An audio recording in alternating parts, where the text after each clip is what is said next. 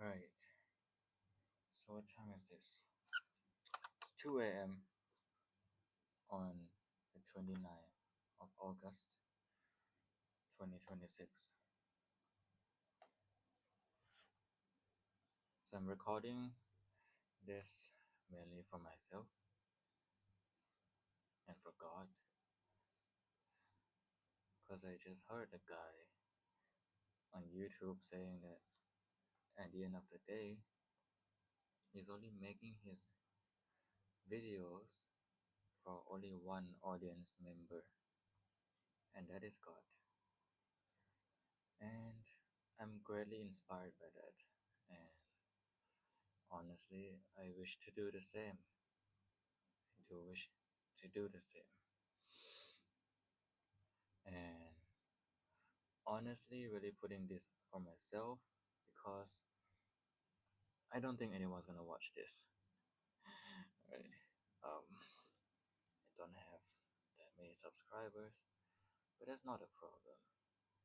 Problem is I didn't know what to do yet until like just now, and I feel it's really important that I record this and preserve my thoughts on here so I can rewatch this um, myself, yes, and know what I plan to do. So what I realized is that all of my favorite content creators, they are my favorite not because that they are perfect, not because that they are perfect. In fact, the fact that their authenticity, they're authentic enough to show their imperfect self and being not sorry about it, that really draws me to every single one of them, right? No matter man or woman or what's the age, they found the right audience, who is me. And I know that not everyone likes them, and yet they're not even that controversial. They're really just being themselves, and many of them are really popular, but some of them are really controversial. So my point is, I should start doing the same. I should absolutely stop caring whatever people is going to think of me, because no matter how I act, someone's gonna love me and someone's gonna hate me. That's the fact. That's the truth. Right? No matter how I act, some people is going to love me and some people is going to hate me. So with that given, why wouldn't I just act exactly the way I want and do exactly whatever I want? But I know it's getting dangerous, that sentence, right? Doing whatever I want. You see, I'm talking about, I am talking about doing exactly what I want, not doing the things to escape from doing what I want. That's what I mean. Okay?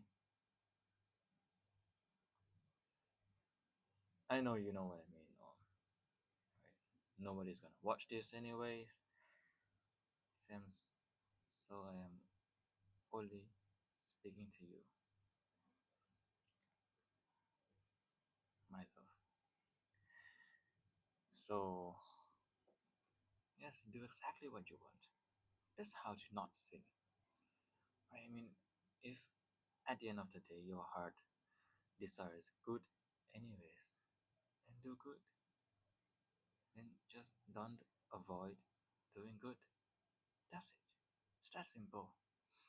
Right? Christ saved you. That day you surrendered to God. You kneel down in the shower, you surrender, and from that day on, the Holy Spirit has been sent to you by Yeshua, by Yahweh. And they are God, literal God. So stop being afraid. Alright, just do what you know is right, and all will be good. And here, nobody's gonna watch this anyways. So I'm speaking to you. You remember that time? You remember that friend from Myanmar, Henry, that you met in Singapore, and you guys decided to have fun, like break the curfew. I mean, it was that restrictive, wasn't it? And it was the first time um, telling a big lie, right? Like, yo, our buses were stuck in traffic and yada yada yada. And obviously, the adults caught on because we were like, what, 15, 15, 16. Long story short, the the lady who manages your hostel, she she wanted to send you back to Thailand, dude. You almost got what? Export, no, deported. You almost got deported. You and Henry. No, what did you do? Right. The lady already said she's going to write a letter to the Minister of Education,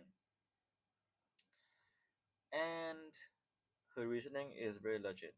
I completely agree that the ASEAN scholarship, the ASEAN scholarship of Singapore, is made for the people who are going to be leaders in the future in the world. Like wherever you are, you is made for people that with that much capacity, and it's very much her responsibility to make sure that liars and people with the wrong hearts are not going to be in the key positions of power. And looking back, I am very glad she spoke that out. Actually, like, I'm so glad. And since I'm speaking to you, I'm suspecting somebody's gonna listen to this.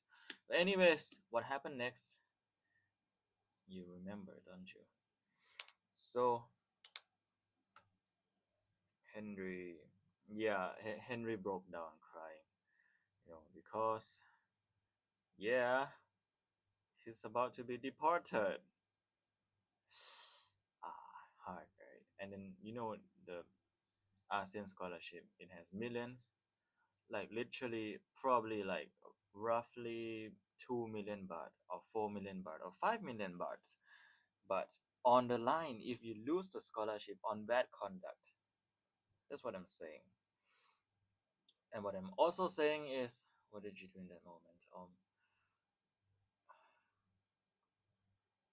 Yeah, man, I must speak this so I don't make a mistake of forgetting again. It's 8 minutes since you clicked the video to start recording, so speak it now. What I did in that moment, I told the lady that please just let the punishment be on me alone and to let Henry go. It wasn't Henry's fault. And I told another stupid lie, but it was in a good heart this time. So I told her that I forced Henry to go with me, and it wasn't Henry's fault that he broke the curfew, and the entire fault lied on me, was laying on me. Truth be told, in that moment, all I wanted to do was to save Henry. Right? I mean, was it my idea? A bit, but did I really force him to go? No. I invited him, dude. He said yes. But anyways, there was one more senior who's older than us, and yeah, he led us astray. Well, not that bad, man. Like we didn't do any bad thing on. Okay, a little bit bad, but like not that bad. Like we didn't break any actual law. Like no, we didn't. Um. So yes. Yes, that moment of self-sacrifice. Um, Remember it. You had the heart to do it, so now I have the heart to do what's right again. Not the next two more times. So fuck, now I'm getting shy. Alright, okay, second time in Canada. That bus that you were late to uni. Yeah, you were late to uni because you were fooling around again. But the point is, God has positioned you to be on that bus at that exact bus at that exact moment at exactly where you're standing because what happened. Tell the truth. Tell the truth. The bus driver stepped on the gas, the accelerator, and then the bus went forward really hard, like really quickly. Me, lucky, I grabbed onto the pole on the bus already, so I had no problem. Now, in front of me, there was also an old man, and I would bet he's at least 90 years old because he looks so old. I, whoever I tell this story to, I always use this phrase because it's true. He's so old that he looked half dead. I'm being real. Dude, he's so old, he looks like half fossilized. He's that old. Anyways, this is the pole. His hand was here. He's about to grab. But then the bus, that mother freaking driver, he, like he or she, I don't know. They sorry. They step on the gas. And then the hand was like, fuck. And then the old man started falling down. Like this was him at the beginning, about to grab the pole. And then the bus started going. And he went, of course, man, he was falling down. He was falling down like this. Truth be told, um, you grab on to that guy's forearm. No hesitation. God put you there and you know it. You didn't let go, he didn't let go. You locked eyes with him. He locked eyes with you. And throughout that bus ride, you and the old man were holding onto each other's arm. In fact, you were holding onto his arm. Yeah, he's holding onto your arm, but yeah, fuck it. You saved his life on that day, right? Or at least from a very serious injury. But come on, man, be realistic. Imagine a 91-year-old person falling down like like that on a bus. He's not gonna survive, is he? Like, without a miracle, honestly.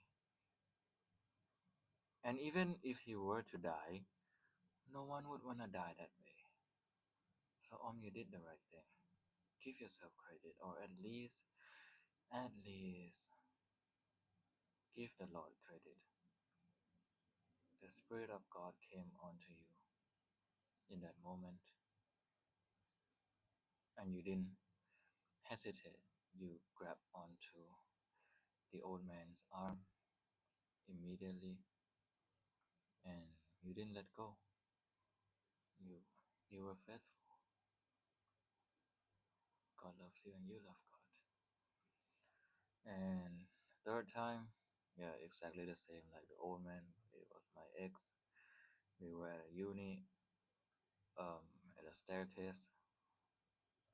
She is clumsy at times, and like we were chilling at the edge of a staircase next to the is a long like man-made lake, a little bigger than a pond, so it's like a mid-sized lake. Yeah, forget, I'll say the name. Mahidol University. For some reason, she got up and she was about to fall, like fall behind, and behind her would be falling down the staircase. And then there are big steps, and it's like hard concrete.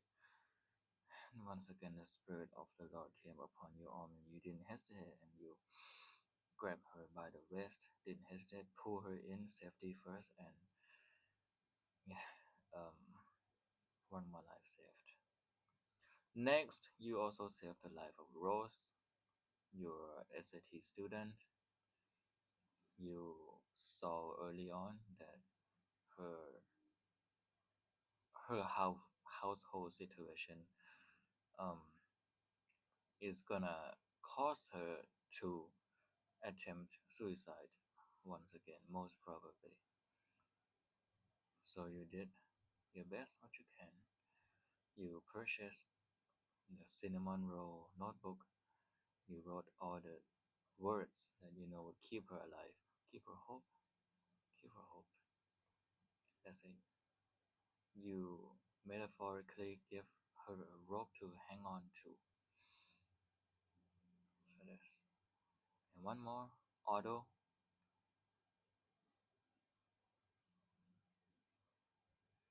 you believed in him, or more accurately, your eyes saw the goodness in him, the potentials especially.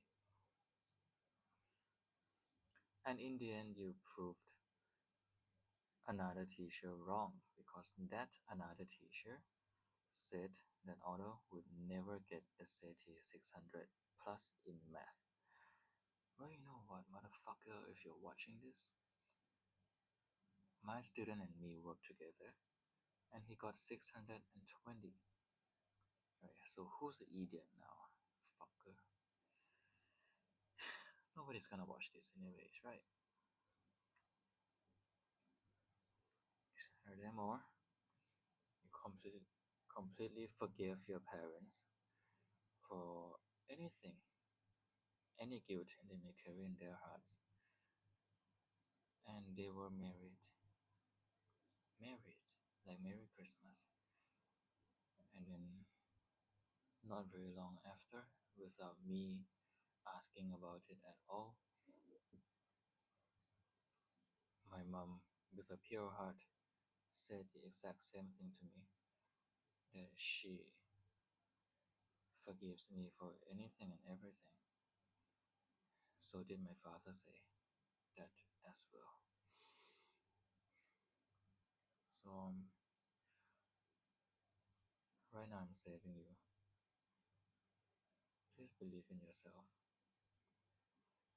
I think if you really count, how many have you saved?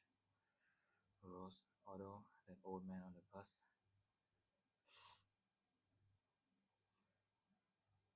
I don't know if I should speak about this, but yeah, I mean, Bing Bing. Who else? Let's start one more time. Rose, Otto,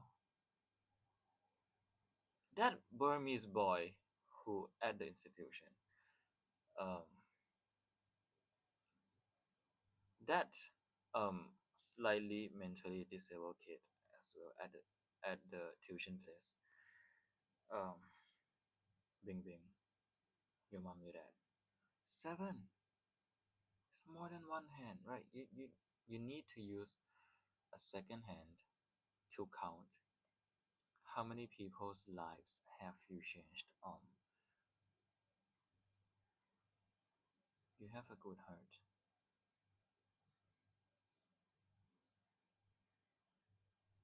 Use it.